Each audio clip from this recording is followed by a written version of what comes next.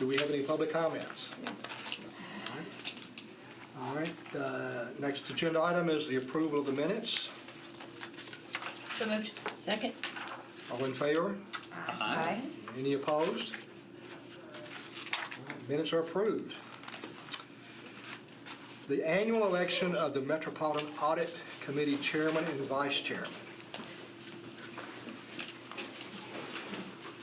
Do I hear nominations for chairman? You want to do this again? I'll nominate Tom Bates for chairman. I'm not even going to ask. I'll second that. All right, all in favor? Aye. Any opposed? For vice chairman nominees. Who's the current vice chairman? There's not We one. don't have one right now. Oh, okay. So it cannot be me. I know this from my last term, so it needs to be one of y'all. I mean, I'll do it. I'd nominate Courtney. Okay. Second. Oh, sorry. Do I vote for myself? I don't know. That's fine. All in favor? Aye. Opposed? And we take office on the new term in April, is that Yes. correct? Okay. All right, new business. First up, we have the discussion on the audit recommendations follow-up that was issued for the MMPS capital projects audit. This audit originally had 5 recommendations related to that process. 4 of them were accepted and 1 of them was rejected. A little clarification, since this is our first follow-up that's been issued with a rejected observation, a recommendation. We didn't include it in this report since we didn't follow up on it, but some background on that one that was rejected, it was relating to considering including prevailing wages in capital projects at MMPS. The reason that it was rejected was because MMPS does not have to follow the same procurement code that Metro has.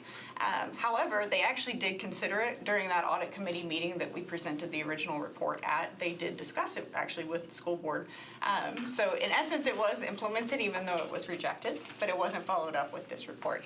For this report, we did look at documentation, solicitations, bids, conflict of interest documents to see if these recommendations were implemented, and all 4 recommendations were fully implemented. So from our end, they are considered closed. If there's any questions.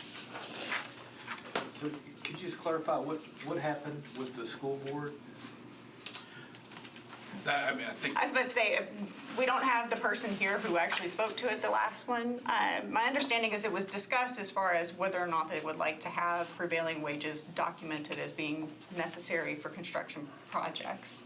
However, the school board as well as the capital projects individuals at MMPS felt that it wasn't necessary to include. And so they decided instead to not include that. I would just say, like, if you have a rejected item, like in an audit report, shouldn't it be reflected in the actual document that we look at? Well, that's what, and going forward, because Councilmember Allen actually asked some questions around this, so from going forward, we will include the rejected ones. It's a rarity for us to have rejected observations and recommendations. In this instance, we didn't include it since it's one of the first ones we've issued with this, but going forward, we'll include it with the commentary as far as why it was rejected and if anything else happened with it. Great. Can we amend to add this so that it's reflected in the the record? That'd be helpful. I think so as well. Okay. That's good. Next, we have the investigation into concerns relating to the housing NOLA contract. Seth Hatfield from our department will be going over that. All right, so our office received a number of concerns relating to 2 housing NOLA contracts.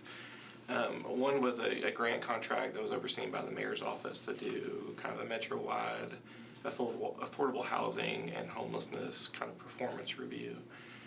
The second contract was with social services, and that was to provide assistance with some encampment closures that happened last year. So there was a number of concerns, but what we did is we kind of consolidated them down to allegations for government waste. And we had 2 allegations. So the first one was that funds were wasted because obligations under the grant contract were not being met. Specifically that the performance review didn't assess operations throughout Metro Nashville with the operations and MDHA operations, that they didn't reach out to community nonprofits and service providers or the Homeless Planning Council or a housing trust fund, and also that benchmarking was not included in that report, their deliverable. So what we did for that, I met with Stacy Hornkosh, who was she was over the homeless. She was a subcontractor of Housing NOLA over the homelessness portion. Just to get an understanding of the methodology behind the review, we obtained all the individuals and all those organizations that they met with, and we reached out to all of those individuals. There's maybe a couple that we just couldn't get contact information for, but we got positive confirmation from everyone that they did meet with Stacy.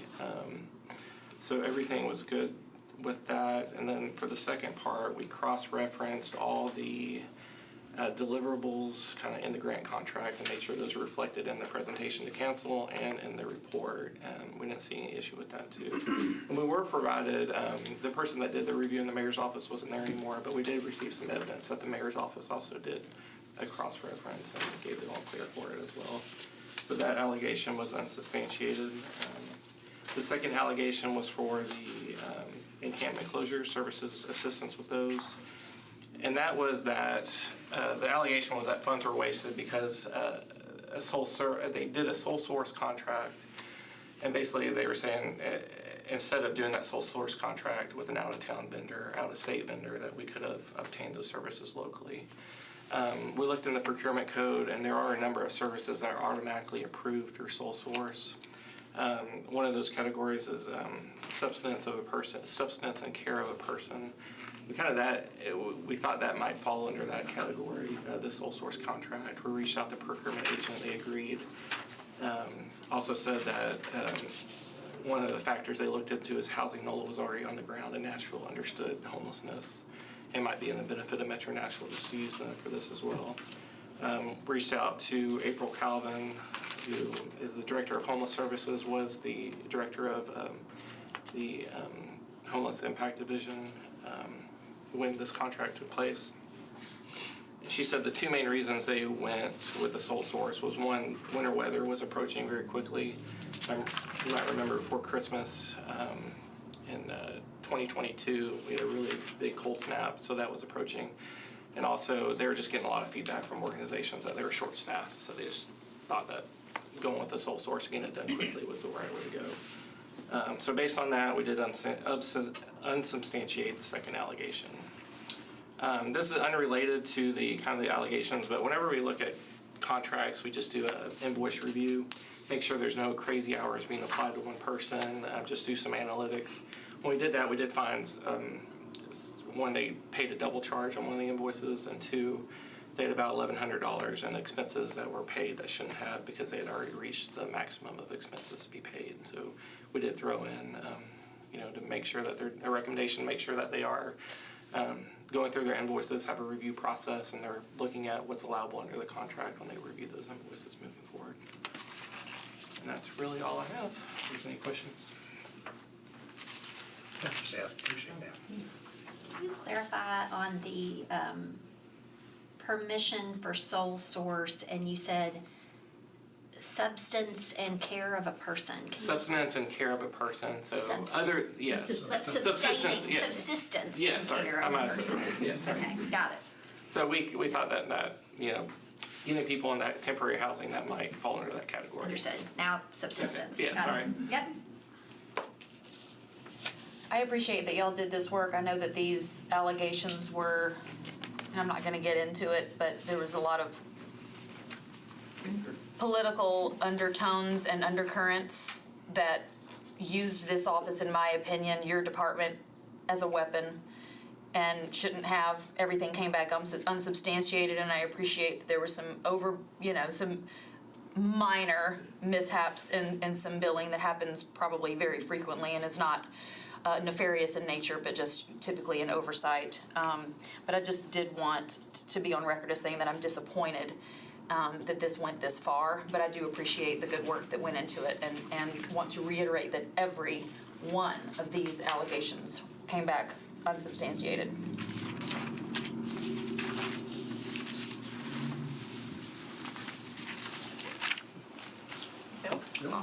All right, good afternoon. Our office last week issued a report on the juvenile court.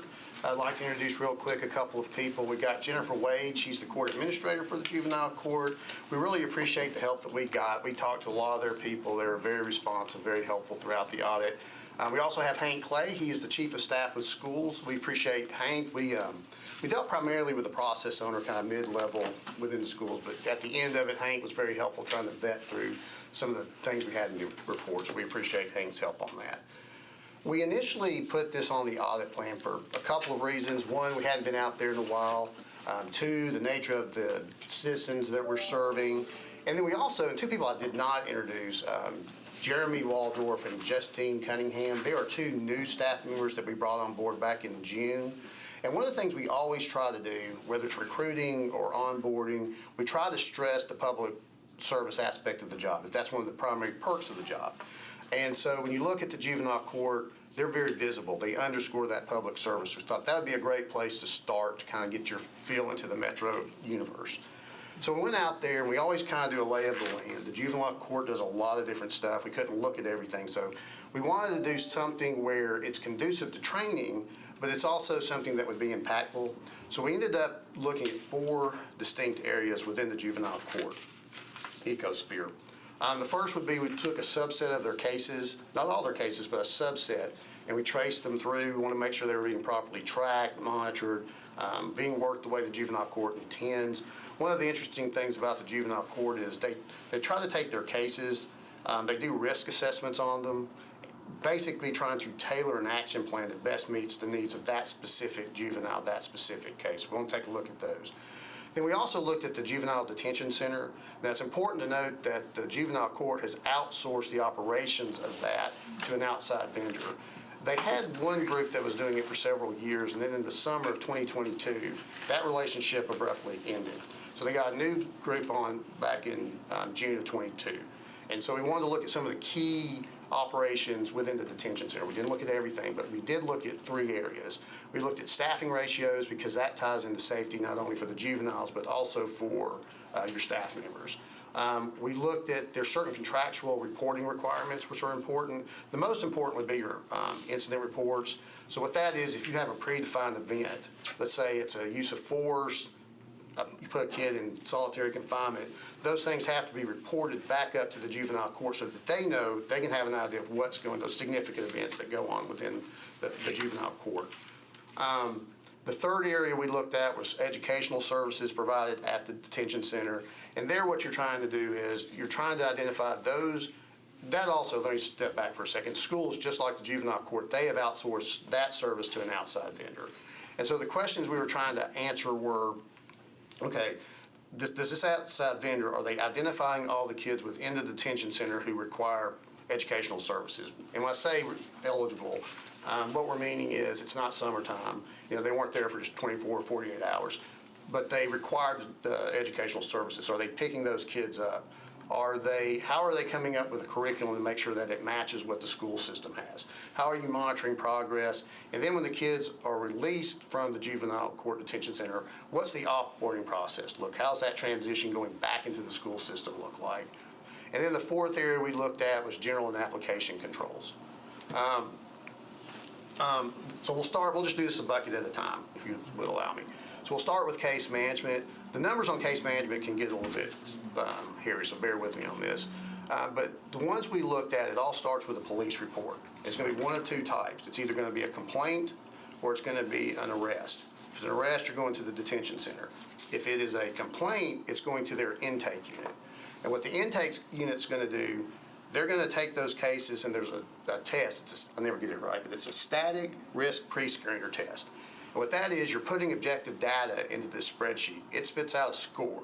That score's, based on that score, it's either going to be low risk, medium risk, or high risk. If it's low risk, it's going through one process, pretty simple process. If it's medium or high risk, It's going to have a team of people look at that case, and they're going to try to come up with an action plan that best meets what they feel best meets the needs of that particular juvenile. So what we did, we took a sample of 60 cases that should have received a static risk pre-screener test. What we found, there was an issue. There were 22 of them that we couldn't find documentation on. However, the remaining 38, they were processed through the way you would expect for them to. You know, we re-performed the test, they scored them correctly, they identified the risk correctly, and then the action plan mirrored what you would expect to see based on that test score.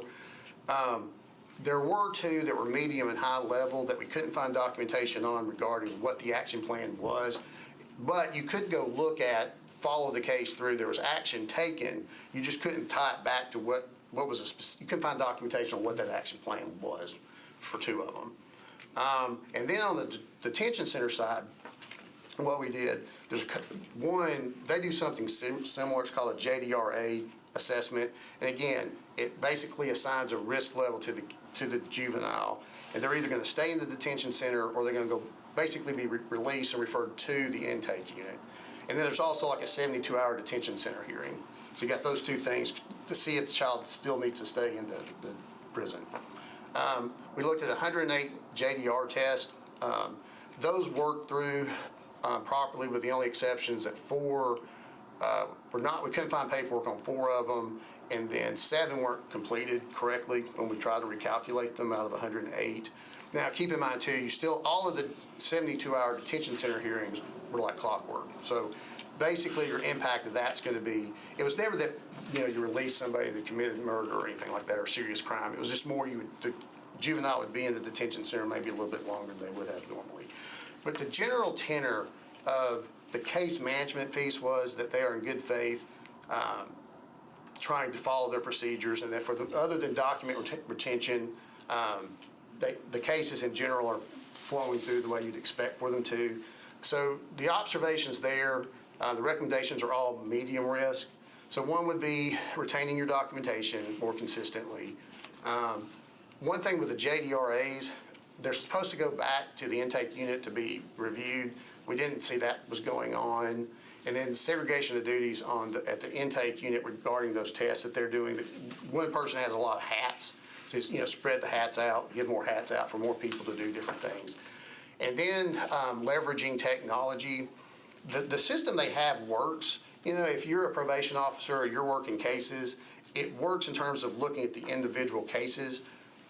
But in terms of corporately doing analysis across the juvenile court system, it gets a little bit more challenging because a lot of your key fields are in PDF files. So what that means is if I want to see it like a arrest date or intake date, I have to go into a PDF file versus a key field. If you have the key field, you can just go in there and pull the stuff and run with it. So all of those were accepted. Again, their staff was absolutely great to work with, and we appreciate that, very responsive. The detention center side, we'll start with the operational piece. Again, we looked at staffing ratios. We looked at reports that were supposed to be sent up to the juvenile court, and then we looked at billing. Billing that worked really well. We looked at all the billing from the new vendor for the year. All of that was correct. All of that. There were some cases where the billing was incorrect, but the juvenile court had caught it before we ever got there. They have controls in place that caught the errors, and then they fixed the errors before we ever got there. So that's good. In terms of the staffing, that we can't answer the question. Basically, what we asked for, we took 30 days throughout the scope period, and we asked for 3 things. We asked for schedules, we asked for payroll records tied to those schedules, and then we asked for a list of adults that are qualified to supervise juveniles. We got the schedules. But one of the things we have to do by our standards, we have to look at the evidence and see, is it sufficient? And unfortunately, schedules in and of themselves are not sufficient. They could not provide payroll records, because that's what you really want, because that's going to tie who you paid for these specific shifts. And the scheduling, we're not saying they did this, but the scheduling could easily be manipulated. And even within the scheduling piece, when you schedule that out, only 2 days did they have sufficient staffing. So we don't know if they gave us all the scheduling correct or whatnot. But bottom line is we started with the payroll person at the detention center, then we went to their manager, and then they went to corporate. It just couldn't get provided. And this is for the detention center that they outsource, right? Yes. This is the vendor that they used. So that's when we just can't answer the question. There's a scope limitation on that one. What was their reason for being unable to provide that? There just wasn't one. I mean, they did not provide one other than, do you have it? No, we're trying to get it. Multiple times trying to get it. They just could not provide it. The second area which comes into the reporting, again, the most important of that's going to be the incident reports. And so what we did there were we pulled a sample of 60. And the way it works is you go to the detention center and they've got a book. And in this book, you've got all the incident reports. One of the things you have to worry about there a little bit, it's all manual and they're not sequentially numbered. So completeness was a little bit, not necessarily, we couldn't really test for completeness. So what we did, we took the book and then we randomly picked 60 and then they said, okay, show us where you sent it back to the juvenile court so they could see it. 7 of them were not sent and then 17 of them were late. Now they weren't horribly late, but when it comes to incident reports, it's important that those things get to the juvenile court timely. And I'll say for the 7 that they did not receive, it didn't seem like there was any rhyme or reason. It's not like the real bad stuff they didn't send. It just, I don't think it was there was discipline in the sense of sending it through. So that's a finding. So for that one, in terms of recommendations, and these would be high risk, they have a court monitor at juvenile court. And they were very helpful in this audit. And you can tell that they're actively monitoring the contract. Like when you talk to them, the emails that they have, the documentation that they have, it's just very informal. And so what we're suggesting is, you need to have a more methodical, systematic process for monitoring the juvenile detention center. Ideally, you'd have like checklist, the court monitor daily does this, weekly does this, monthly does this, whatever you want to do. And then also have a reporting structure. This is the key pieces of information we want to know, and this is who it goes to. Maybe like the number of incident reports, the staffing ratios, issuing instances of noncompliance. And then when you do have instances of noncompliance, what's really important is have a protocol for how you want to handle those instances of noncompliance. Okay, so that was the detention center, the operations side. On the education side, there was 2 approaches to our test work. The first, when you review the contract, the vendor's supposed to supply the schools with a lot of information. Some of it's monthly, some of it's quarterly, some of it's annual. A lot of it, some of it's more important than others, but a lot of it would have helped answer the questions in terms of, you're getting all the kids that you're supposed to, are you monitoring it, progress reports, all that sort of stuff. We were not able to get that. We were not able to get it from the process owner at the schools, and then we went to the vendor and couldn't get it from the vendor. So then we would go, okay, we'll pull a sample. So we went to the juvenile court records, pulled a sample of 28, and we sat with the vendor, and basically we're saying, show us your process. And when you talk to them, the process sounds pretty good. They have a system, and that system's tied to the schools, and then that system comes up with a curriculum, and then they have modules that they work through. But when getting back to the documentation, we just couldn't get sufficient documentation to see that was what was actually happening on the ground. What we're hoping for is that we can see it happening on the ground, we just have paperwork that's sent, but at the end of the day, we just can't, in terms of the monitoring, we can't state that the monitoring is occurring, and because of that, we can't state that the delivery and the adequacy of the educational services are being delivered. On a positive note, their upper management is now aware of it, and they seem to be wanting to address it. So there's a positive aspect on that. And then in terms of general and application controls, we looked at terminated employees just to make sure they shut those folks off, and that worked well. They did have a large number of, just the way JAS is set up, those systems, there's a large number of people with access to the database. So you want to look at that. You want to make sure that all your people, that their access to your systems is the minimum that they need for the job that they perform, and whatnot. So that is basically it. That's kind of the Reader's Digest version. I know I've kind of been all over the place, so I appreciate you listening and appreciate your attention to this. But at this point, we are happy to answer any questions that you have or engage in any dialogue you wish to engage in. Thanks.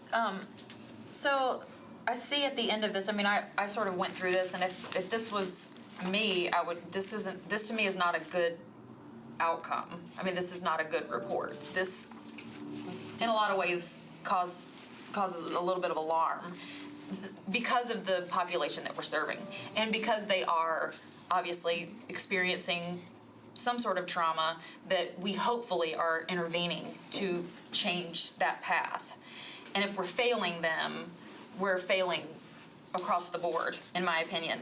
When I was first elected in 2019, I don't know if y'all remember, but we had an escape from our juvenile detention center, and I was one of two people, maybe there was more, but that took kind of a deep dive into what happened there, because that was right outside my district, and I had a lot of alarmed people that were worried, and it was a lot of money to find them and all of that. And I think what it came down to was lack of contract management from the court. Truly, it was that whoever was outsourced at the time, and I can't remember the name of it, and obviously it's changed in 2022. But we sort of have, it sounds like the same problem where we're just not managing that contract properly. And whoever is managing the detention center is just sort of doing whatever they want, however they want. And they might have some systems in place, but we can't prove that they're actually following those systems. So you can have a plan, but if you don't follow the plan, then you're kind of not doing what you should be doing. So I see that there's a letter here from Judge Calloway at the end. It's not dated, but she does say that she's going to work internally with Metro Partners to develop a detailed plan of action to rectify any deficiencies, which there's quite a few. I'm wondering, so what are the next steps? What should we expect from this sort of really bad report of how things are going? So we have submitted a corrective action plan that we will start on immediately. We actually have started on. There are some things that the audit definitely highlighted that were not surprises to us. I have been the court administrator since September 2022, and so as I have come in and started to try to assess the lay of the land, I have noticed some of those things, some of the things with our technology, just the way that it's set up, how it operates, that we are not directly empowered to change that, but that we need to initiate having some of those conversations. And as well as some of our protocols. I totally understand your concern about the detention center. It is a concern that we share. We have a contract monitor in place that literally works day and night to monitor our contract. And we are working vigorously to get our partner on the same page as we are. We are currently working on a new contract. It will be with the same company, but that is the only company that has sought to service Davidson County Juvenile Court and our detention center operations. And so while we have some concerns that we actively discuss with them and that we monitor, we are working to get them on the same page. So we're sort of in a situation where they're the only people that are willing to do the job, so we kind of have to deal with them is basically where we're at. I'm wondering why they're the only company that is willing to work. Is it Davidson County? Is it the juvenile court judge? Is it right? Is it the rate of pay? Is it, you know, what are the, do you even know? I mean, are other counties experiencing this? Because every county, I'm sure, has a juvenile court. Well, other counties do it different ways. So some counties, their sheriff's office oversee it. Some they oversee themselves. Some also contract with agencies. Some counties don't have a juvenile detention center. And so it's very different in all of the counties. It looks starkly different. And so we are exploring. We actually have a consultant that we have secured that will be doing a feasibility study regarding the practicality of us, Metro, assuming those responsibilities. I know that will not be a small undertaking either. So some of the concerns, regarding staffing levels and those kinds of things, those are the same concerns that Metro's going to have if Metro operates it. That staffing is a problem, pay is a problem, finding qualified staff, maintaining qualified staff. all of those things will continue to be a problem. We are trying to work with the vendor to make sure that they are correcting those problems. And it's quite frankly, as Mr. Walker and his team, who did an amazing job. I've never heard that run down. Juvenile court operations quite that thoroughly before. There's a lot of moving parts, so that's really impressive. But we are really working with them to hone in on the circumstances. And really the truth about it is that, in my humble opinion, the hardest working person around our operations is our contract monitor. And that's the situation we have to correct, because the hardest working persons should be the vendor who's providing that service. And so there are a lot of things that come to our contract monitor's attention that she then has to take back and say, hey, I noticed this incident happened, where's the incident report? And so again, it's one of those things that Mr. Walker, said that, you have to go back and look at the incident reports that exist and say, did these make it to juvenile court? But our contract monitor is in a position where she knows of incidences and she says, hey, this incident report doesn't even exist. Get it and get it to me. And so, so our contract monitor is working overtime to keep us in the know, to keep court administration in the know, and to really rectify those issues. We have been in situations where we've had to offer support with our staff to make sure that kids are safe, and we are committed to making sure they're safe. That contract monitor that we have, or manager, that you have now is different than what was there in 2019, correct? The same person. Oh, it is the same person. The monitor, who is an employee of the Davidson County Juvenile Court. The vendor, who's providing the day-to-day services, as well as the director, is different. Is different, okay. Sorry. No, go ahead. You mentioned that you're working on a new contract, but it would be with the same vendor. Have you thought about, or is there a possibility to let that out for a bid?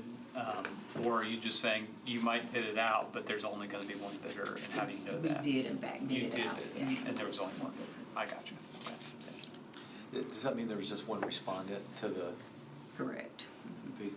How widely distributed was the RFP? Is it I can't say specifically. I know that we followed all the same protocols that we have historically. It's my understanding that this company is newer to Tennessee, but has done historically, have many different organizations that they've worked with providing rehabilitation and treatment facilities for youth. Yeah, so I agree. I mean, it's not a great outcome that we have here. We certainly want to look after the constituents of this. What resources do you need to set this on a better path, or is it on the best path that you can envision right now, given all the constraints and lack of responses and so forth? Great question. I think we are definitely on a better path. Just keeping attention on this. We always like to make sure that our youth and families don't get lost in all that we do in the community. And so these kids are no different, and we're no different in our operations. That this just is something that we need to be paying attention to, we are paying attention to, and the community needs to just be aware that, we are providing, I believe our kids are safe, and we're looking to increase, again, staffing and all of those things, but when there are shortcomings on the contractor side, we respond immediately. I'm back there on just about a daily basis. Our contract monitor is back there multiple times per day.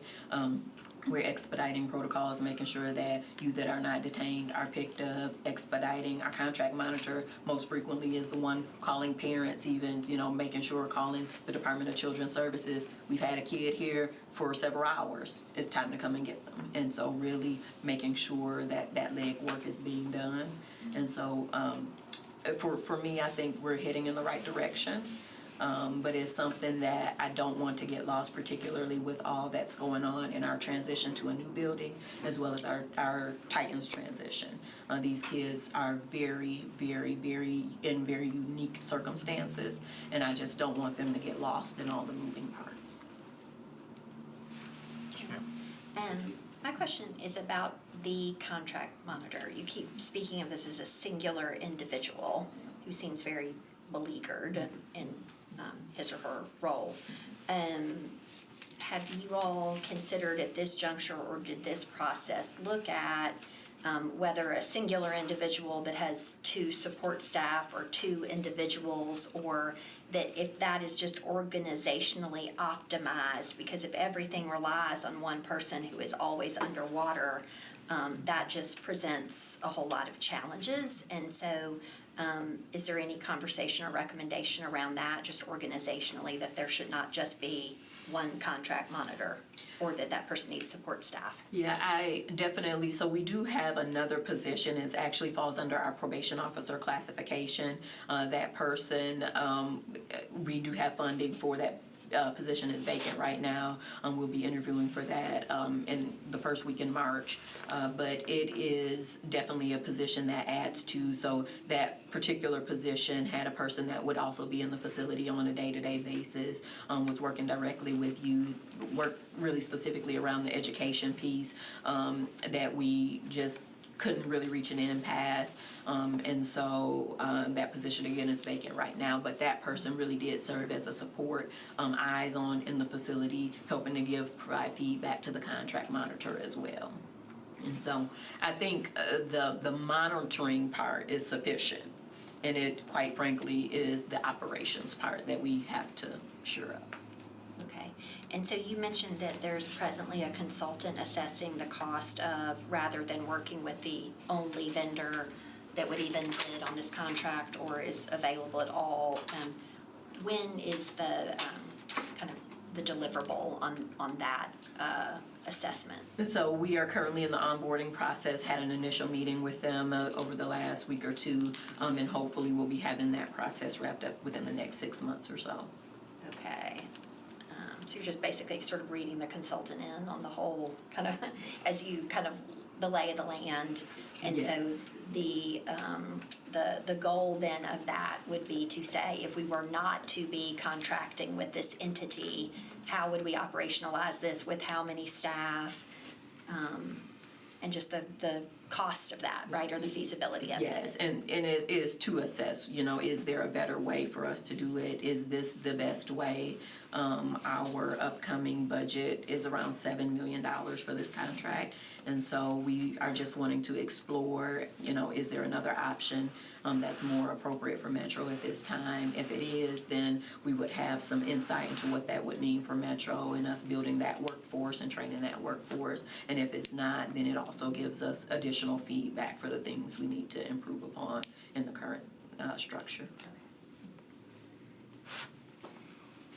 Okay, go ahead. I want to ask a little bit about the education piece of it. I mean, to me, these are kids that are being failed by the current education system anyway, and this is an opportunity to maybe try to catch them where they are. Can you talk a little bit about the vendor who's doing that piece of it, and if that curriculum is especially designed for kids who are in trouble, or is it just if you were in probably 10th grade, if you were in 10th grade today, this is what you'd be studying, and therefore that's what we're putting in front of you? Thank you, Councilmember. Well, this is a vendor specifically designed with expertise with serving this special population. Mm-hmm. And so, although I'm not intimately familiar with the curriculum, that's why they're chosen. And they've just gone through another bid process as well, and the same vendor won the next competitive process, which that term of that contract would begin July 1st, 2024, if the board approves that contract. Was there more than one applicant for that? Not sure about that. I'll get back with you. I mean, it seems like in both those cases, if it's just that we're not offering enough and we're getting the bottom of the barrel, it may be worth spending or doing it ourselves either way. If you could find out Gotcha. more. Thanks for looking into that. And just May I ask a follow-up question on that? So I think I was surprised, like I understand for the larger facility management, you're working with a vendor, all that moving parts, but having toured the facility, it's been many years now. I know that it's singular classrooms, really nice gentlemen there. There were maybe just 2 or 3 young people in that room. And given the length of stay, I guess I perceived that more as, if they were coming out of schools, some sort of contact, what were they working on this week? What is the lesson plan? They're only here for 2 or 3 days, basically in an effort not to fall behind, right? Like you miss the test, you get a bad grade, and then the compounding factor of that. And I guess it just surprised me that that individual was not kind of an MNPS or just a tutor or just a, one or two people who have a heart for this population or former school teachers. Like it just seems odd, like why is this a contracted vendor? We actually, thank you, Vice Mayor. We actually work with contracted vendors for several of our special populations, including Genesis for different sites. And so it's not atypical to have somebody that really specializes in So it's not working with just for this location. You work with them contractually at other MNPS. Let me rephrase. There are other vendors. We work with other vendors to work with other populations as well. And so it is typical that you might work with a specialized organization to provide specialized services to those students. In terms of whether MNPS direct employed people should be doing this, we are obviously understaffed in many areas, and so where there can be contracted services, I think that generally is a good use of those resources to do that. Okay. Thank you. Back on the contract monitor just for a second. And Vice Mayor, as you said, that individual seems to be kind of underwater. What happens when that individual is on vacation or sick and out of the office? How do you handle that situation? So court administration, deputy court administrators assume those roles. So that person reports to a deputy court administrator who reports to myself.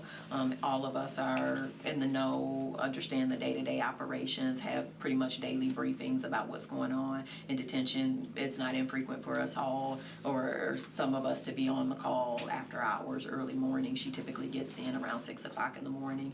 I typically get in about 7:15, 7:30. So before the rest of the staff get there, we're already talking about detention and talking about what's going on in the facility, if there's been any issues the night before, if there are children that remain in at 7 o'clock that should be being picked up. We're expediting that process. And then do we, because there's still work to be done, which we appreciate the openness to doing that, will there be a follow-up in 2 months or 6 months or something like that?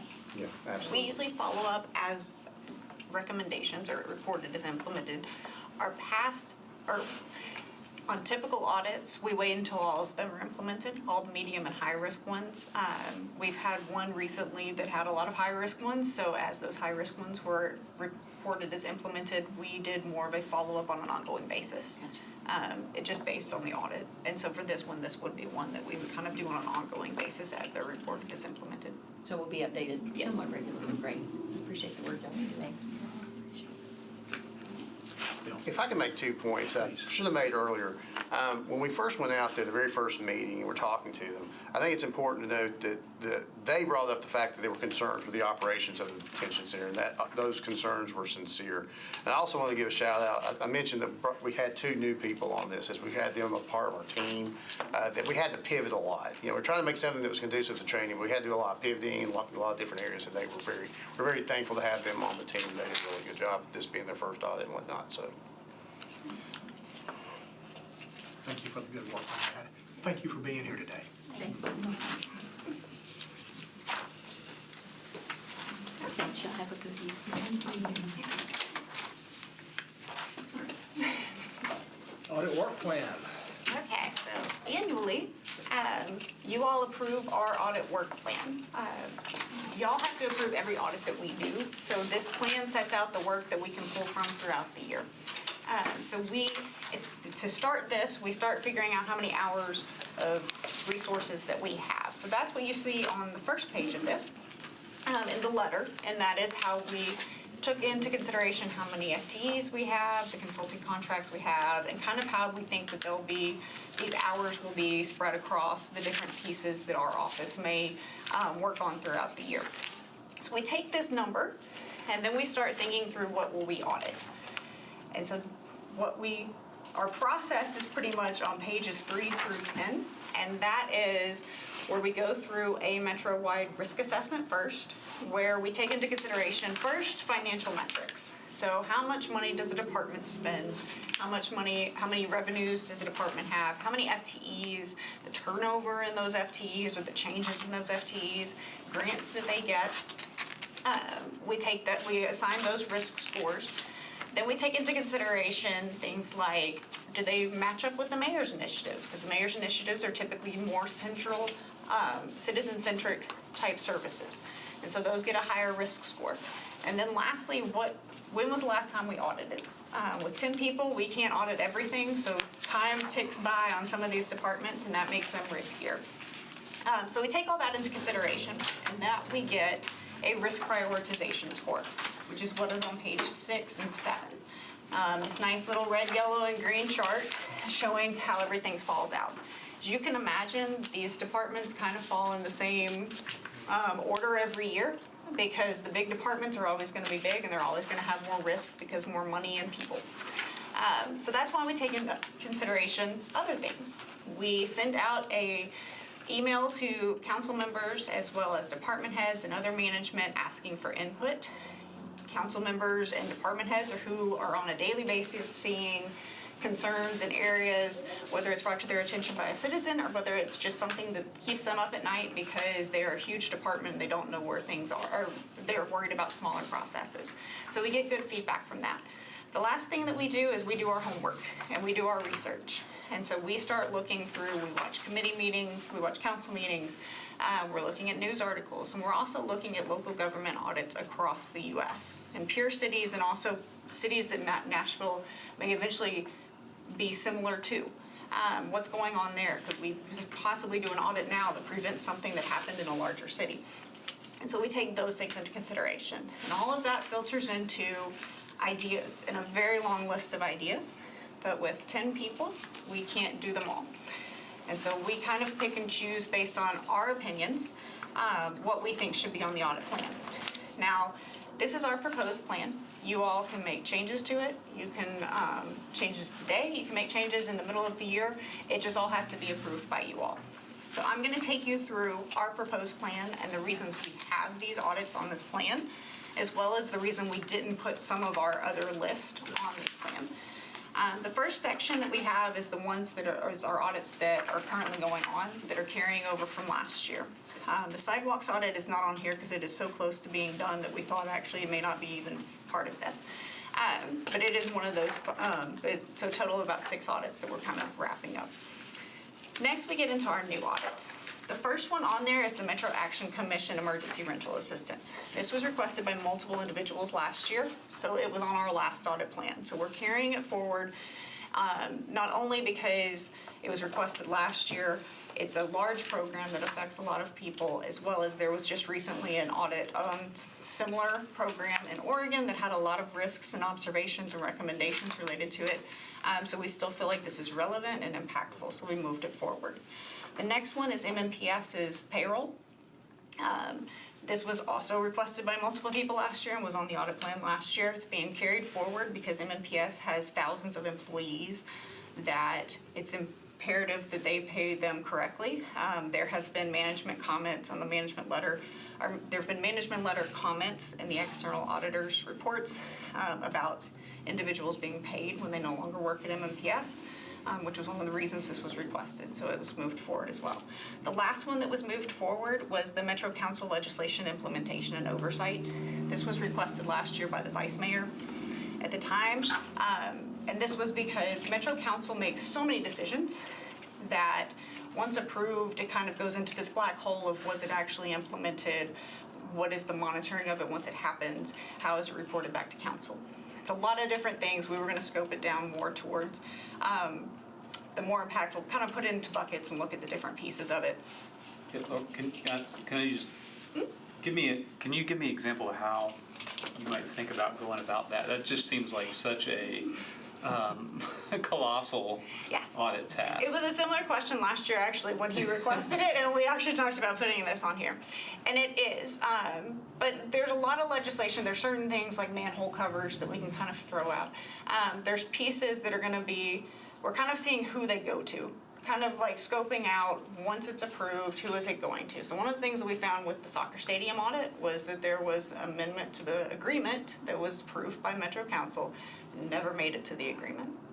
So that would have gone to, we assume, Metro Legal and gone through that process. So we're gonna try and look at the more relevant, more impactful ones. Because a lot of these things like grants, there's a grants monitoring group in finance. So those are looked at by finance, so we would think through that. For some of the zoning and planning type things, we're gonna look, kind of put those together. What's that process like to make sure that those approvals go through the correct channels through planning and zoning and codes? But it'll be kind of like a representative sample of those kind of Yes. buckets. Yes. Right. Yeah, and if I may add, Yeah, just from please. my perspective, as someone who has passed some very kind of complicated legislation with county-wide implication in multiple departments, and it is fundamentally very, very difficult for the lead sponsor of something like that to, if you make a really heavy policy lift and you have, like, say, the sidewalk legislation, right? Like, the amount of time you have to spend as an individual touching base with departments. What are you seeing? Hey, stormwater, follow up with me. Hey, public works. Like, it becomes sort of a singular endeavor, even if you kind of set up in the legislation from a best practices standpoint, I would say, some sort of kind of reporting mechanism internal to the implementation. So I think there are some things that I would say, having been through that as a legislator, that I might advise legislators to do. But also, I think there becomes an awkwardness, especially through all the leadership churn that we have had. We've had a very uniquely odd time as a city, but I found sometimes there's some breakdown on the implementation of legislation as different factors change, right? Like a strategic framework of a legislation might break down because our urban zoning overlay is expanded. Now that has implications on the stormwater department. Even if the sponsor of the legislation has said, I welcome feedback, please tell me all about it, what are you seeing, what's going wrong, you can lose hold of that. And so I feel like internally or organizationally, we maybe have not, and I think that is because of the leadership churn, said to departments that intersect with implementing new policy. I think you as a legislator can ask, please be back in touch with me. What are you seeing? Where are we going sideways? But if we've not normalized that internal to each department, that that's the expectation, to have that feedback loop, it's not good for the city. There's a breakdown, and it can't all be on one legislator who cares so much to be going to this department, this department, this department, this department, follow up with me, follow up with me, follow up. Like, it's a very difficult burden for policy that's if it's very simple, like, you can follow up. So, I mean, it's interesting. And when I saw that, I was sort of like, I mean, yeah, there's definitely some challenges, but sometimes it's sort of like maybe best practice coaching of legislators, but it's also on the departmental side. Like, if you are engaging with new policy implementation, having leadership normalize the expectation that people who are engaging the policy will give feedback to whomever the primary sponsor was or whomever, but then we have term limits, those people go away. Like, committee chairmanships historically have churned every year. It's very hard to hold through lines in this city to get stuff implemented well. And I've said too much, but that was a very long answer to your, yeah, I mean, it's interesting, but yeah. We can change it so that is one that was carried forward. I mean, I like it. I do too. I just, Scoping it's going to be different. yeah, I'm just trying to Yes. wrap my head around I think what how I that would might work. say to the committee is, I care a lot about this. And part of what I'm trying to do through my service is try to figure out how can we do that better. And so, I mean, I welcome feedback. I can't necessarily, I'll just take that on my shoulders and we'll figure it out. But I do have some desire, based on my own legislative experience and what I have seen happen over 8 years, to engage this space. And so that's not to say we shouldn't audit it, but I think maybe giving me a little time to think about that might be helpful rather than just like doing the whole big. Throwing it at them. So this was a curiosity of mine as well. This is rather new since I was here the first time, and I didn't know that we would talk about it here in this meeting, so I'll just tell you the thoughts I've been making is that I really, I'm grateful we've got a resource to get started with that here. I think it's positive, but I think this is probably better suited to be a function of the council office and maybe a council committee to follow up with some of that, because the resources we have here are limited, and we've got issues like the one we heard about here earlier where the council would know its own legislation best, right? And I could give you countless examples of legislation I know that has passed that, it was passed even over the objection of department heads who would say, I can't really implement that, or I can't really implement it right now. So there's nothing nefarious that says, nana, nana, boo-boo, we're not going to do something with the council. Understood, Yeah, but I think that having that feedback loop as more of a natural business process would be terrific. And I can tell you some things, even one of my predecessors, just said, I can't, like there's no physical way that we could get this done right now. And so it wasn't, like I said, anything nefarious, but I do think that eventually this probably needs to land in the council office to follow up, but that's more of an administrative choice than. I would concur with that. I think Yeah. it's so big and amorphous, and how would you even scope it? And yeah, there's work we need to do in our office and with our processes. But And then here's the reciprocal of it. I can tell you, the last time I was here, you two will remember this legislation. I literally took me months to get a comprehensive list of all the financial reports that the Metro Council was Yes, supposed to thank you. receive, right? Right. And it went back literally decades. I mean, there's a Yeah. fuel hedge report and so forth. oh my goodness, the notorious fuel hedging report, right? Like I don't need that in my inbox every month, right? There was Right. no turnover in this position he was managing, so they kept sending it. I'm not sure I read it. But then the opposite was true. There were things that had been ordered a long time ago that somebody left and the report just stopped. So I literally did a update and said, here's literally a David Letterman top 10 list. If you see something on here that you don't want, let us know. If you want something else on us, let us know. But if not, hold your peace. And 3 readings later, voila. But, No, I appreciate that. Yeah, there's so just. it needs to go both ways. But I think it's more of a natural business process that needs to be normalized than it is an audit function. But this is a good place for it for now. Well, I also, so like, as a legislator, I don't think it's my job to micromanage a whole lot of stuff either. Yeah. If I pass legislation that has an implication on policy on a certain department, that's up to that department to do that. I also think as a legislator, it's my responsibility to work with that department so that I know that what I'm passing is necessary, feasible, and supported. Because if it's not supported by the department, let's get it to where it is supported by the department. And I think we're failing as a council on that perspective. But I think this is kind of a weird audit thing, because depending on what you're passing, It's different for goes every to- type of legislation. it goes to Yeah. all kind of different whatever. And so how do you sort of manage that? And I think really probably the best way to manage that is to rope in the council in a lot of ways and figure out what's really necessary, and if this is necessary, what's the best way to do it?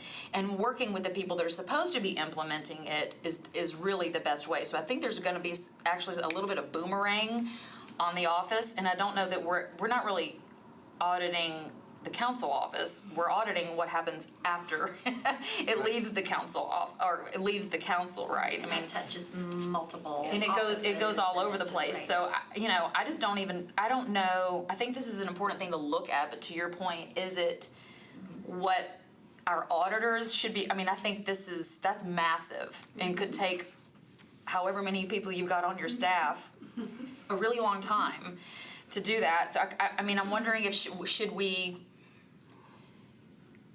understanding that part of this is necessary, should we narrow the scope to something very specific to look at a specific type of legislation and where that, or so that we can then say, okay, am I communicating right? Let's just say, this is really big, let's do this first, so that then we know, okay, along these sort of lines, when the results of these audits come back, this audit, then we can say, okay, well, then this type of legislation, and this is the way this should go, instead of just this entire, because we touch every single department, and sometimes multiple departments, a lot of times multiple departments with our legislation. I just think it's infeasible, respectfully. Right, that's what I'm trying, yeah.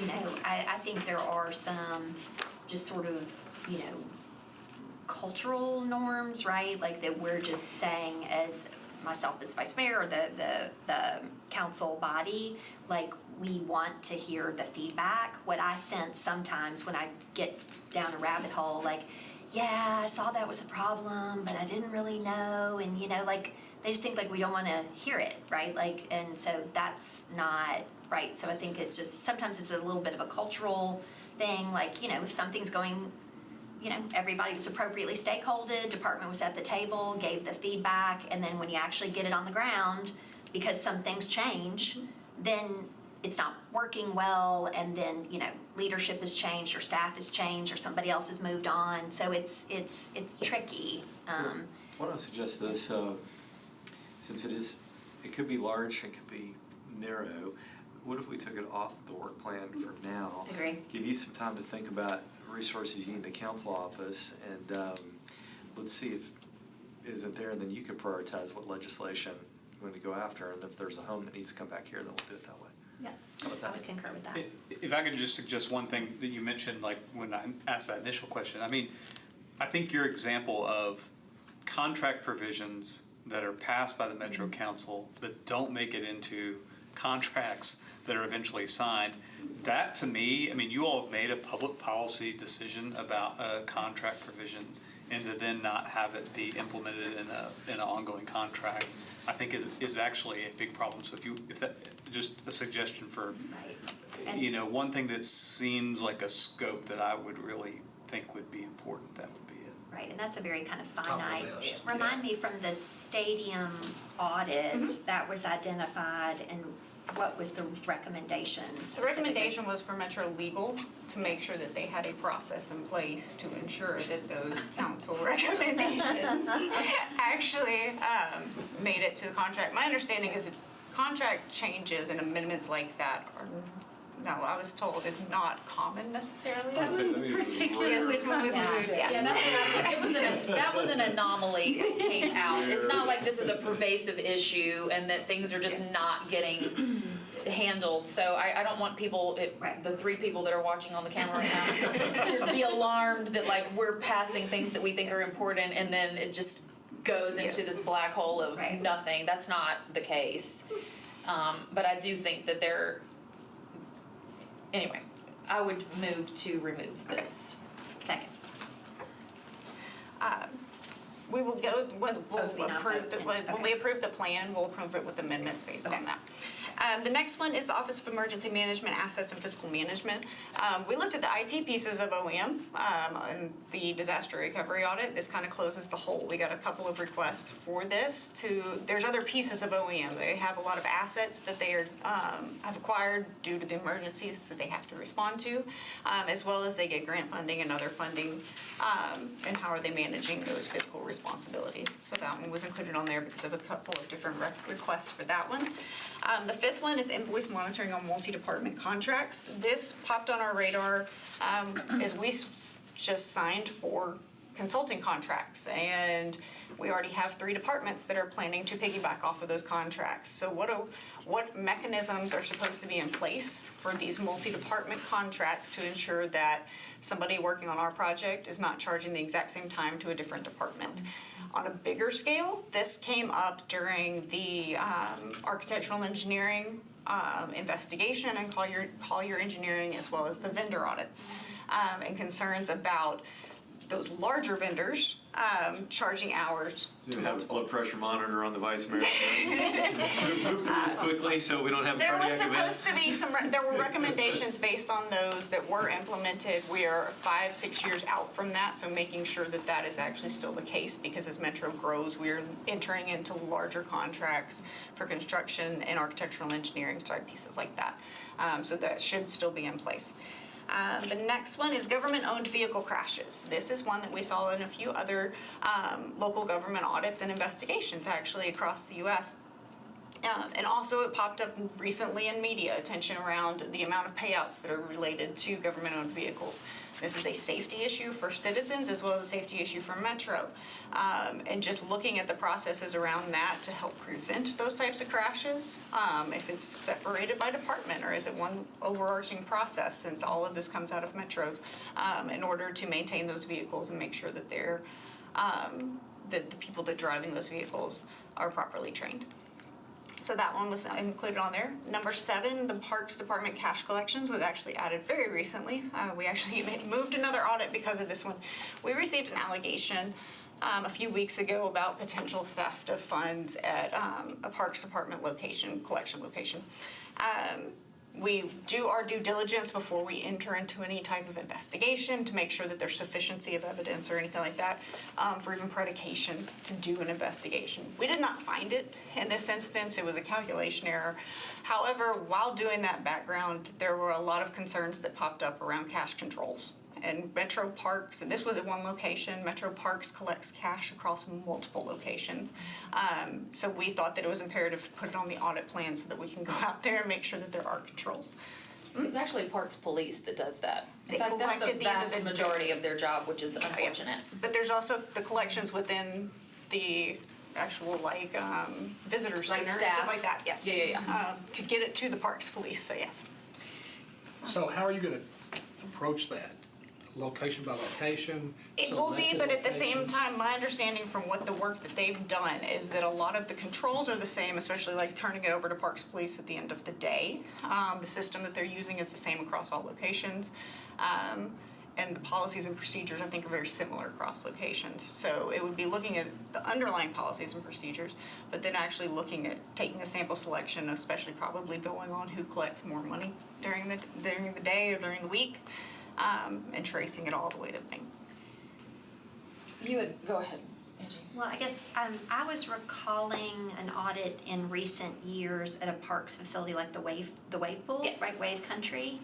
And so I guess whatever was ascertained there as to best practice, I guess I'm wondering, okay, well, that's Wave Country, but was that sort of operationalized all the way across parks? Or, I mean, I guess that's my question, because there's multiple sites and multiple individuals, but I presume that the Parks Department has a very specific policy on this is how we do cash collection. I would presume that the expectation is that everybody who does cash collection does it that way. And so I guess that's kind of my question. Is it a one-off, something bad happened here investigation, or is it the way the Parks Department does cash collection on the whole is not great and we should all switch to cards and phones and not do cash anymore or something? I mean, is it that level of?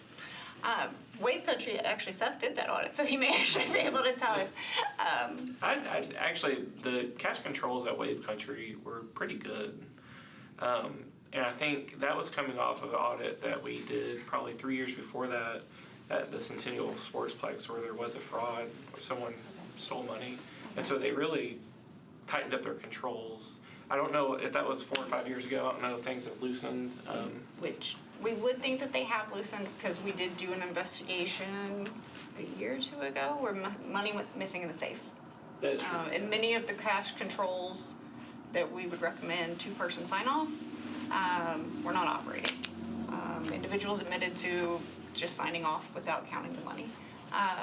So that, along with some other concerns from the individual that made the allegation about the one particular location, is that this is an ongoing thing. So I guess my question, I know there was a whole lot of concern when our bus system moved to like quick ticket card only, right? That was perhaps kind of an access issue or problematic. I mean, I think we've effectuated that. When we're doing cash at, and I apologize that, I'm sure there's a whole myriad of things that they may take cash for, but is it down at the very sort of, a young person wants a snack, right? And their mom's giving them a few dollars. I mean, we use vendor machines, or do they have those at the counter? I mean, does it just vary by facility, I wonder, if we ever kind of had the conversation of like, should we go cashless, or is that seen as, I mean, is it, it doesn't seem like it's that huge a risk, because probably what you're talking about is more in a petty cash space, but it, you know, admission charges or golf courses, that might be Yeah. different. I'm not sure how things work to me, it's the Parthenon, you got the Sportsplex, Wave Country, golf courses. I can't think of any other areas, but I know at the Wave Country, they had a snack bar, and they put cash there for concessions, and I'm sure there's something similar at the other locations. And admittedly, we have, like, the convenience centers under Public Works, or Public Works at the time. There were General recommendations. Services, because they're. Are they now general, well, water, slide them back to NDOT? If Maybe. you're talking about solid Don't waste. get me, don't get me started on that. Like, it's under the umbrella of general services because it's LEED certified, but even though it's a fire department, but it's also a library, but they don't manage that, yeah. So we the could look at convenience that. centers, we did make the recommendation to get rid of cash as much as possible. They still are collecting cash. They are, just the other day, talking with Amanda at Water, they're finally starting the credit card process, getting it set up out there so that people can pay back credit cards so that the risk of cash is even less. Yeah, if I could, the cash risk to the metro government is a rounding error. Right, I mean, right. it is a rounding error of a rounding of a rounding error here, and electronics introduces a whole different, type of risk to it. I think the work we're doing, whether it's parks this year, a different one next year and so forth, and just making sure controls are in place is really sufficient for the work of the committee and for the internal audit group. And just a perspective, I mean, the property tax check alone for one commercial building downtown would just dwarf, what we have here. So I don't know that we want to spend a lot of resources on this right now. Yeah, I just think it's just a faith in government sort of thing. I mean, That's where right, I people get it. interact, at a facility and they feel like somebody who worked for this government, stole their kids' snack money. Like, I Right. mean, it's just, it's, right, it's de minimis for sure. But I guess that was just my question. Is it gonna be site by site by site of type, or is it gonna be a more large kind of question of how the whole department does it? Is this something, I'm sorry. Is this something that parks could probably do internally to figure out a more, instead of having audit go through there and do that? I mean, I guess maybe that serves a purpose, but I also want to reserve y'all's energy on things that are not de minimis. Right. But also, I would like to add, if we're gonna do it, or if we're gonna ask parks to do it, to look at it from beginning to end. Because quite frankly, I think it is a waste of resources to have our uniformed officers spending time bringing money, going around to pick up money. They've told me personally, that is 85 to 90% of their day is going around, 100%, going around and picking up money and bringing it to the bank, which is ridiculous, especially when we've got a shortage of regular officers. That's something that an armored vehicle, we could outsource that, number one, and they are prepared for that. Or you could have, however you want to do it, but certainly a uniformed officer, that's a giant waste of resources. I personally think that Parks Police should go away. Parks Police should go under MNPD, period. You can have Parks Security, and then MNPD respond to police matters within there, but to have a presence, that's my own opinion, but we're outside of the scope of this discussion. That's just my opinion. So if we're gonna do it, I'm just saying add it from the kid's hand that wants the Snickers bar all the way to the bank, and what's the best, most efficient way to do it. We could do that if you want to keep it on the plan. Do we want to give Monique an option to sort of handle this herself, so that we don't, or she may say, no, do it, let me let somebody else figure it out? So based on everything you said, I would suggest leaving it on the plan. Let's do this one, and then we'll do a different one next time around, and then Okay. maybe you find something here that would give you, good cause to, maybe you've got enough already to start talking about the transition, which you're right. I've that's- already started the talk. Yeah, so that's more of a policy matter, but just to put it in Yeah. perspective, looking down the rest of the list, I don't want to rush you on your plan, but the rest of these are high dollar, high risk items here that are really worthy of our internal audit times. spending a lot of time on it. And I think if we can continue to rotate cash collections, and to the Vice Mayor's point, making sure SNAC money, is being monitored and so forth, that would be terrific. But, running a sizable grants accountability group within my own department, I just know resources are precious, and putting our resources where the biggest dollar risk are is really important. And I think the rest of the plan looks really, really good. I did want to point out a few of the ones that were considered but not included, just for transparency purposes, since they were requested. The first two, the NDOT road maintenance and the property violation prevention, were requested by Councilmember Ellis due to concerns in her area. The reason we didn't do the NDOT one with road maintenance is because we were wrapping up sidewalks right now, and it's due to similar concerns, and so not to go back out there and do a similar audit. With the property violations, we did an audit of this 3 years ago. In fact, we just launched our follow-up to this audit. Yeah. So that was not included. Metro procurement process was requested by Councilmember Huffman for two reasons. This was because of the length of time that it takes to get a contract through, where are the bottlenecks and what is causing that. And then also concerns around contracts that come to council. There are questions raised around them, they are deferred, and then those contracts don't come back because an alternative method of contracting, such as piggybacking off of a state contract, is used, and concerns around that. I don't know how often that happens, but those were some of the voiced concerns. We didn't include this because about 5 years ago, we did a pretty extensive audit of the procurement process. In fact, later on, as you'll see in some of the implementation, they're working on the very last recommendation related to that. Additionally, we touch the procurement process in a lot of our other audits. And there's also transitions that's happening within the procurement process, and if things are about to be changing, then we don't want to go in and audit while things change. So that's why that's For our not. two council members, I'll give you just a brief update there. Michelle Lane, who's been running that for a long time, it's a big process. She's not a specialist in that. She's done a really marvelous job, frankly, with what's there. It's big, hairy. There's a lot of rules and regulations that cause this perceived slowness there. But anyway, she's been promoted to deputy director, and while procurement will be part of her portfolio, we have a new procurement officer that's going to start with us next week, I believe. He is formerly with Nissan. He's very qualified, very talented. I think everybody will be really impressed with his capabilities. So, yeah, I think you'll see some just change in leadership and different ways of thinking that will be, I think, in the words of some of the councilmen, more business-like than government-like going forward. And that's not a knock on governments per se, but that movement is just across the country right now as procurement processes become more electronic, more mainstream, and frankly more like commercial world to begin with. Okay. The next three, Department of Law, Health Department, Metro Libraries, along with Metro Parks and Fire, were all requested by Councilmember Stiles. These are very broad, just department requests, and we asked for further input but didn't get further areas of concern. So we didn't put them on the plan because they're very broad.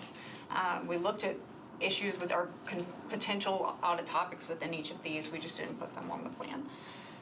The last one was boards and commissions. This is one that Vice Mayor, we talked about with concerns around boards and commissions and onboarding, orientation, the interactiveness of those boards and commissions. As we discussed trying to figure out how to scope that, we thought that it was more beneficial for the audits that we have if they report up to a board or commission, such as right now we're doing Farmers Market, Criminal Justice Planning, Arts Commission.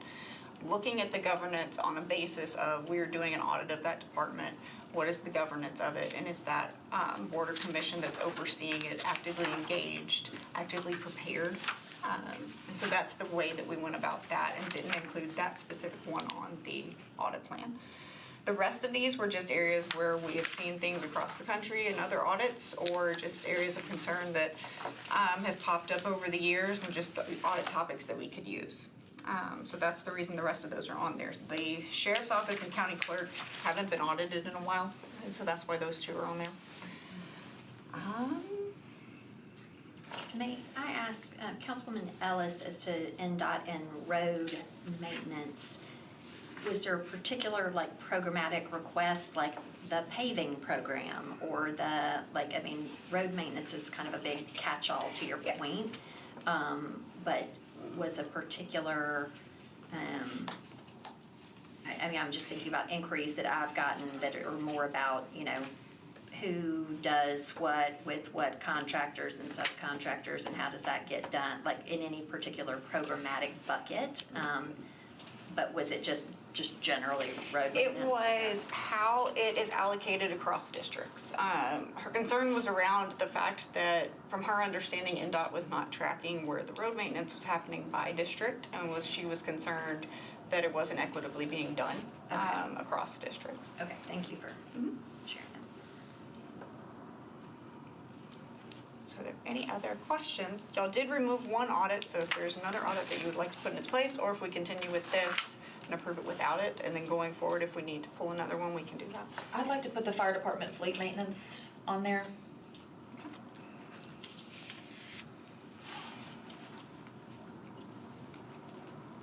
I don't know how much room you've got, I mean, we can, but the one that really struck a nerve with me is the credit card spending.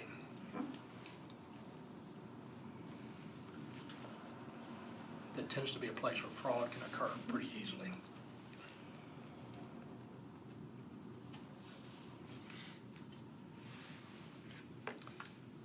So I guess I have a question about credit card spending, if I may, and I guess it's almost sort of like, you know, the cash collections. I mean, it almost just seems like in the background, like on a rotation, any particular department, like the use of credit card, rather than saying, we are going to do an audit about credit card spending. Is it feasible to just sort of operationalize in any one particular year? We're just gonna do a touch in a department and just see, and or based on a complaint. Like I concur with you, that is an area, but I wonder if just opening it all up to the big credit card spending, whereas, right, can you speak to kind of how you would So I'm balance that, or thinking, it might take, when putting credit card spending on there, we have somebody in our office who is fantastic with data. And all of our credit card spending is within the banking system. It can be pulled, and there's certain information tied to all of it. And so it's more along the data analytics side of that and looking into that.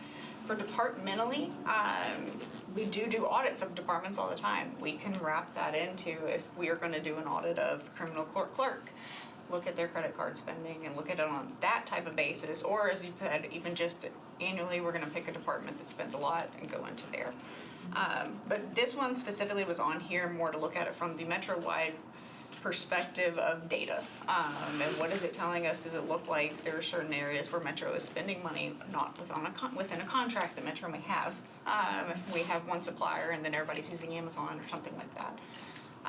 That's where that one was coming from. yeah, I mean, I guess I would just want to understand what, I share the concern, like, Yeah. how are we gonna scope it? Like, what would it? I love the data analytics aspect of that. I think that could be very revealing in the process. Do you need a motion from us at this point in time? Please. May I apologize. We were kind of working through one by one, and then we stopped at cash collection, then we skipped ahead to Yes. other audits considered, and I am interested to understand the Titan Stadium construction audit, because I felt like, you know, no disrespect, but the sort of like the awkwardness of the soccer stadium audit and just how that worked relative to the sports authority and the contracting and so Yes. forth. And so, good work, but I know it had some like kind of complexity, and I just had understood that. Anyway, can somebody just speak to number 8, Sure. please, Titan So- Stadium construction? Best practices for a construction audit is that you do the audit as the construction is happening. Okay. You look at it throughout the entire phases. We, in the past few years, have done construction audits after the fact, which Okay. means we're looking backwards, and then we can't do anything necessarily about it on that project. We then have to make recommendations forward. So what we would use is, there are specialists in construction audit. And what we would pull them in to do is to kind of look at the structure of this deal particularly, and what can we audit at each phase of that deal. From starting with solicitations all the way through construction phase and then to close out. And so we would need a specialist to kind of set us up with an audit plan. Okay. Our staff can do it, or we could utilize that contractor to do it as well. But this would set us to actually do things real time and give feedback real time, whether we're looking at change orders that need to be fixed at the moment instead of a year later when we're actually going back to look at them.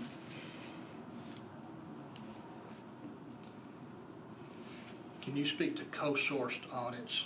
Yes, so that was, the Titan Stadium is one of them, as well as the Justice Integration Services Information Systems Management Audit.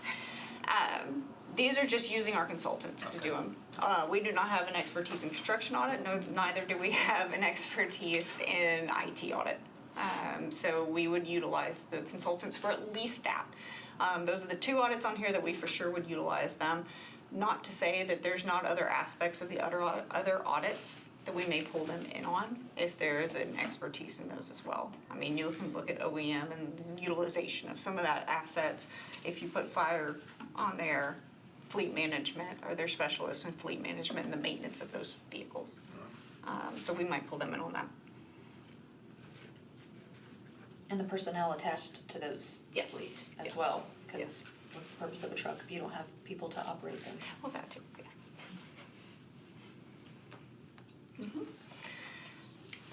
So do you need a motion at this point? We need a motion to approve the audit plan amended for the removal of number 3. And if y'all would like to add fire department fleet and government credit card spending, that would be to approve that as the plan for 2024. So moved. Seconded. All in favor? Aye. Aye. Opposed? So moved.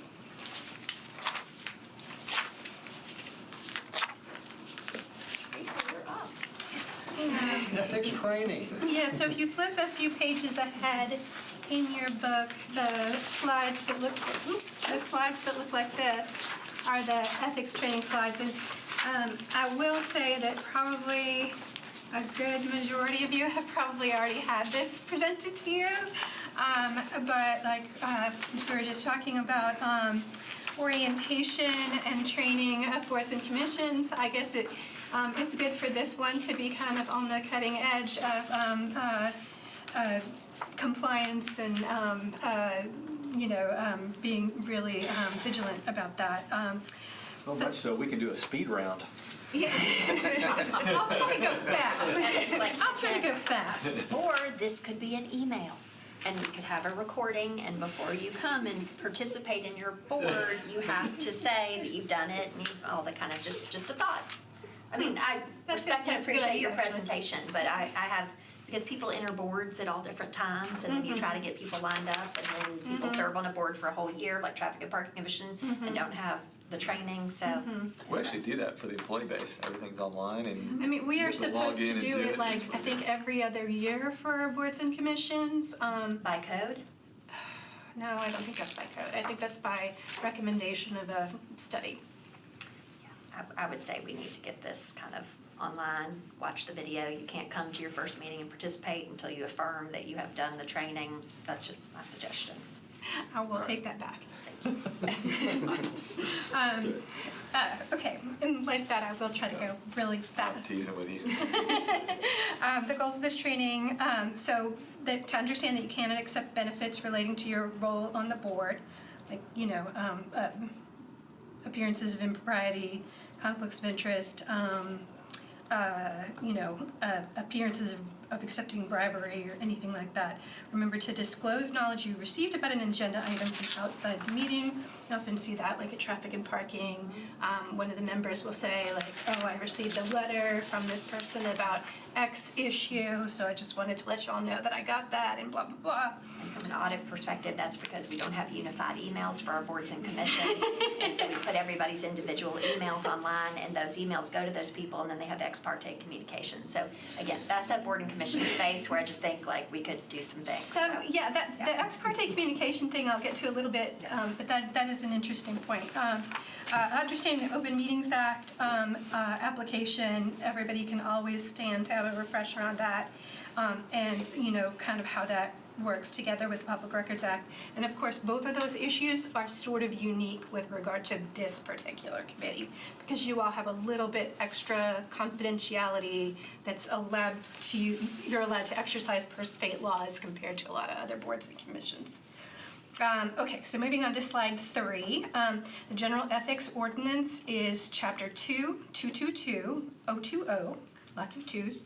Some of the highlights are that you shall not accept or solicit any benefit that might reasonably tend to influence you, use Metro property, services, or funds for personal purposes, use non-Metro information for personal, non-public Metro information for personal gain, use a Metro position improperly to secure unwarranted privileges, accept other employment which might prevent you from being an independent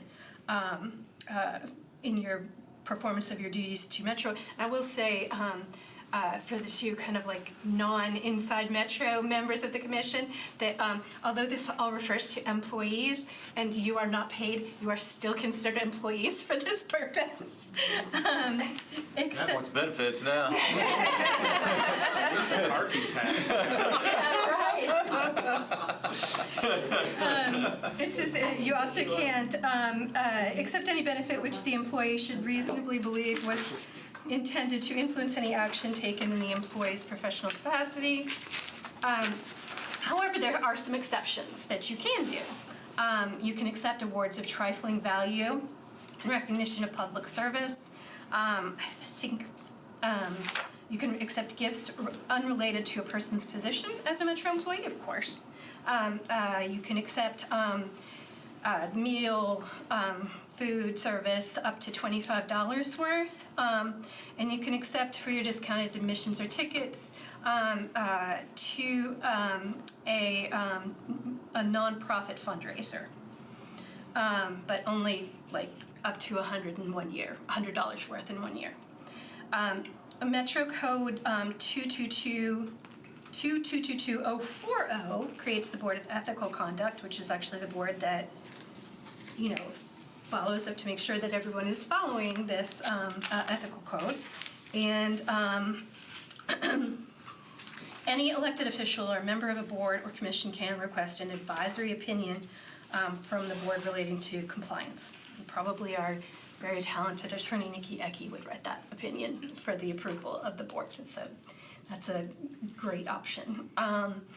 Ethics complaint procedures. So the other thing that the Board of Ethical Conduct does is if a citizen or someone else makes a complaint about the ethics of any Metro employee or board or commission member or anyone who falls under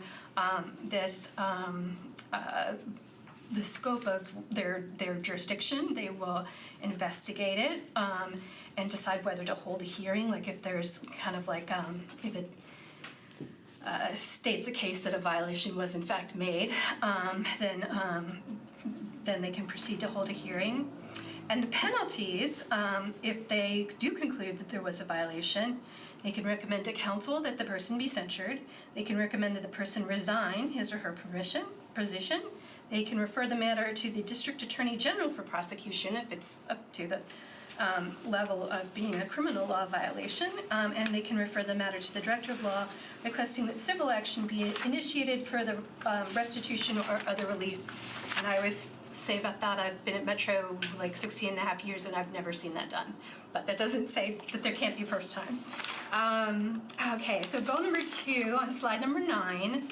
Understand when you may be biased or have a conflict of interest and should recuse yourself. You have a duty of independence. You shouldn't act based on your self-interest, based on bias against or in favor of people you know personally, based on the interests of the director or contractors with whom your board interacts. You must be impartial and act based on the law and the evidence presented to you. And a lot of times people think, well, I'm not quite sure, my conflict's kind of on the border, like what should I do? Like every board and commission, there's an attorney assigned, like me and Erica or this one, any of y'all can call us up at any time with any questions about this if you want to, and we'll definitely help you walk through it. But a lot of times what makes that difference is if there's a financial interest involved. A lot of times people just want to be really cautious and recuse themselves out of an excessive caution, and we kind of encourage that too, because that's obviously the best way to make sure there's no appearance of impropriety. And when you recuse yourself, you should not,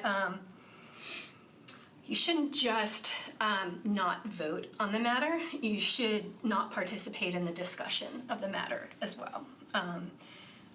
there's a concern that, like, your insider knowledge, given that your co-commissioners really respect you, they might give your inside knowledge more weight than they would to the witnesses that are otherwise appearing before the board and testifying. And then goal number 3 is kind of what the Vice Mayor was referring to. Remember to disclose knowledge you've received from about an agenda item from outside the meeting. So there are limited situations in which there can be an ex parte communication problem with board and commission members talking to third parties that may be appearing before them. And so the result is that you have to kind of look at what type of role the board or commission is serving. Like council, for example, serves obviously a legislative role. And some boards and commissions are very much like that. Like they mostly create rules or something like that. In that kind of context, you're not really going to have a conflict of interest problem, an ex parte communication problem, because it's kind of part of the process to absorb all that input and come up with the best legislation based on it. So, however, we also have some boards and commissions that serve in a quasi-judicial capacity. And so if, and I'm racking my brain and I'm not thinking of any situation in which you all serve in a quasi-judicial capacity, but if you did, and if one were to come up before you, I would certainly notice that and point that out, then in that circumstance, you absolutely would be like a judge and you would have to refrain from having ex parte contact. And that wouldn't be just with like the person who's appeared before you, that ideally be with staff as well. So you could be truly impartial. Goal number 4, remember to articulate the specific reasons and basis for your decision. Again, this is maybe not so much ethics, this is slide number 13, as it is hoping that your decision will be upheld on appeal. That is the way to ensure that occurs, is to, kind of articulate your reasons for your motion and why you're voting on that motion the way you are, and associate that to facts and evidence that was presented to you during the meeting. Things that you should not be basing your decisions in board and commission meetings on are sympathy for the applicant or for people who are opposed to the approval, opposition that's not based on the relevant guidelines or laws. You might see that, the Vice Mayor and I both do traffic and parking, so that example comes up a lot, but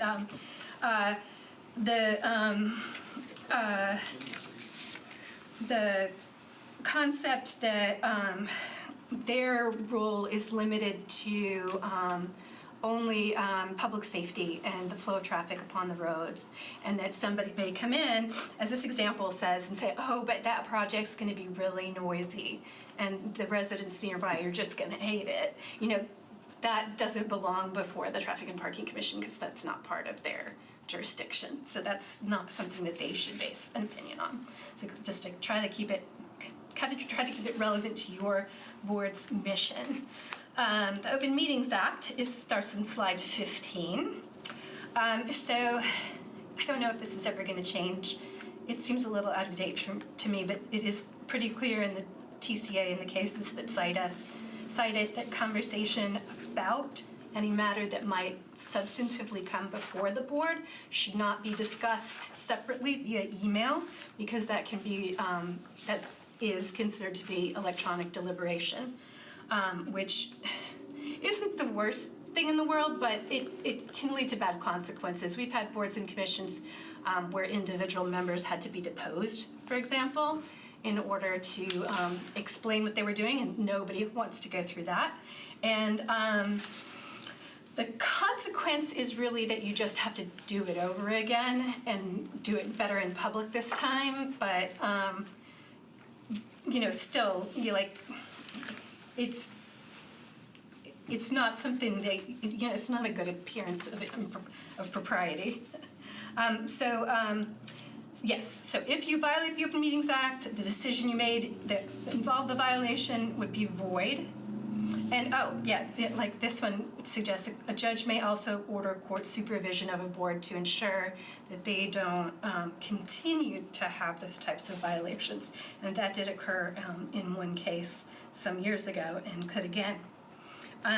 So also just in terms of general obligations of someone in their role as a board or commission member.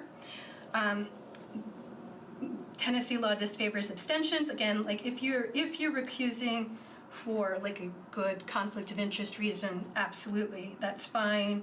But to abstain for like a political reason or something like that is not really encouraged.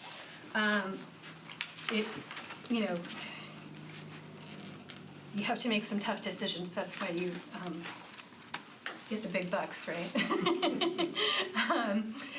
So in terms of open meetings, one of the kind of variables that goes into determining whether there's an open meeting violation is a consideration of whether there's what's a meeting, which is on slide 17.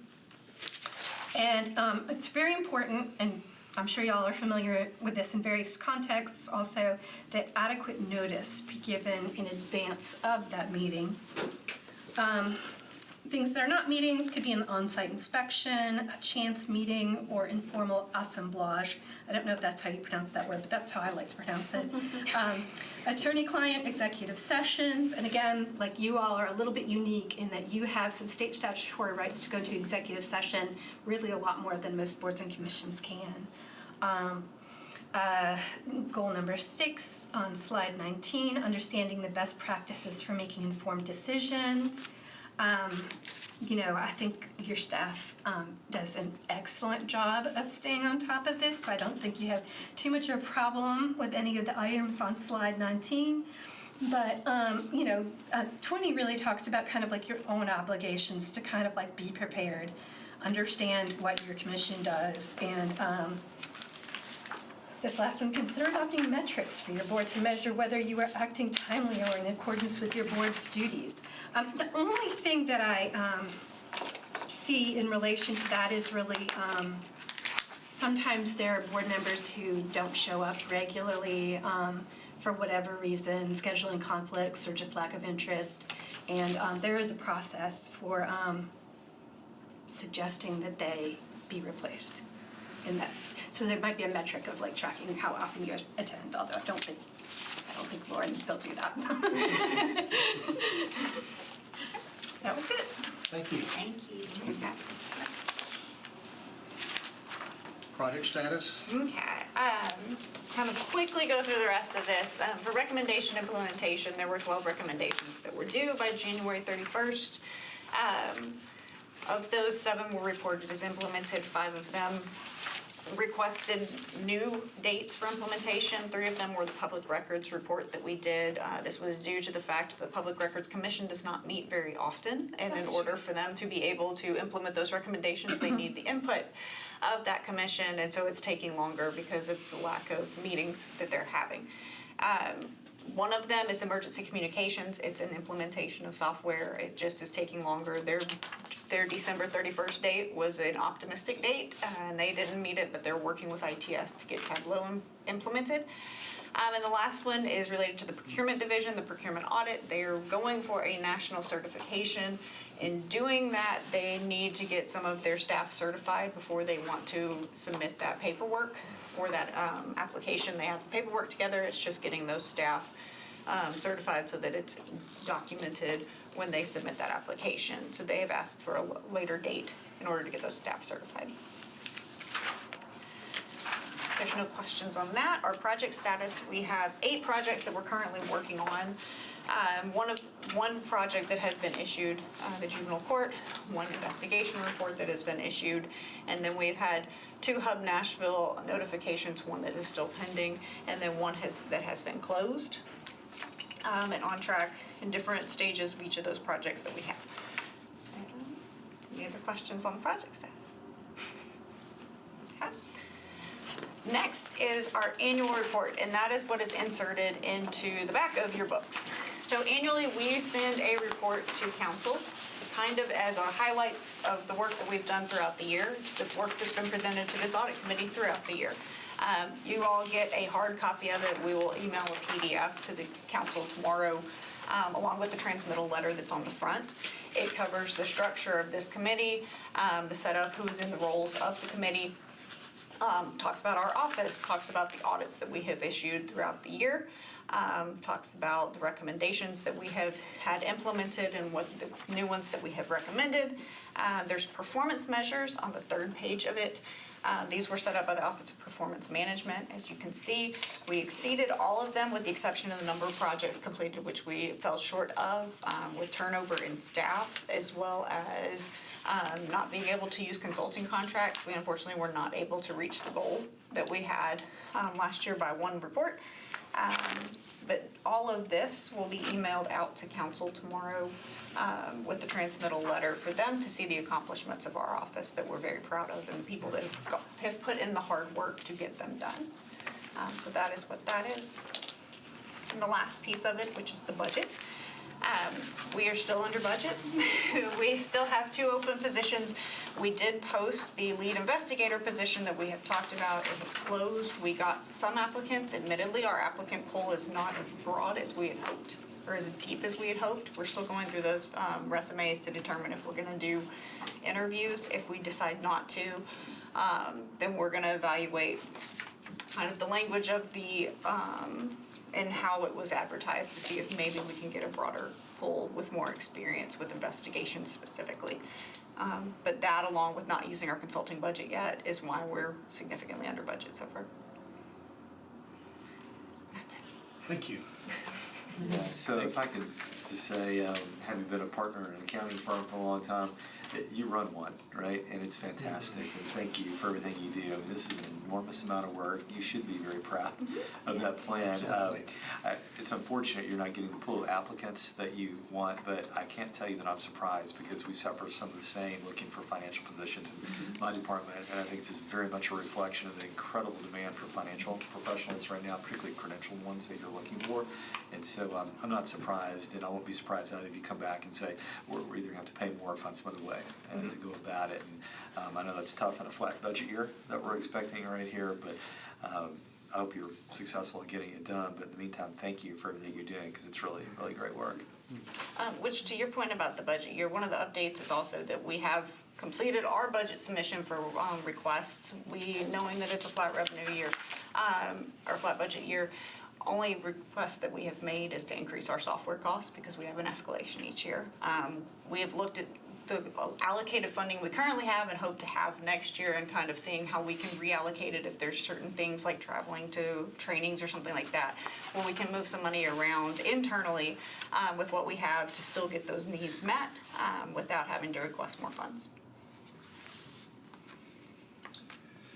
Do we have any items to consider for future meetings? Do I hear a motion to adjourn? No, I wanted to move for an executive session. You do? I do. Oh, okay, sorry. I do. I have an item I want to discuss.